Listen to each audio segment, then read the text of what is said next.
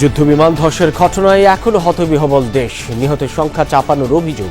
দুই উপদেষ্টা ও প্রেস সচিবকে অবরুদ্ধ করে দিনভর ক্যাম্পাসে বিক্ষোভ। তাদের চাকরির ভয়ে তারা এটা লুকাইতে চায়। কেন কেন? নিহতদের সঠিক নাম এবং তথ্য আমাদের সামনে উপস্থাপন করতে হবে।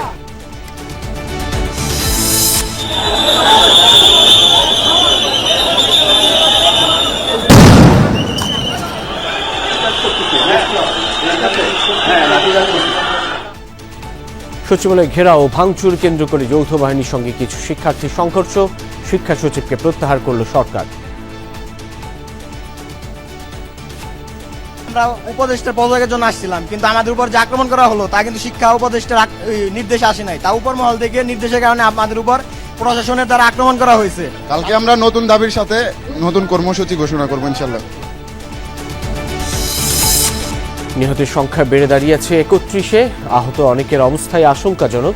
গ্রামের কবরস্থানে শায়িত হলো অনেকের বুকের ধন। শুধু আর কি কয়লা ছাড়া কিছুই ছিল না ভিতরে।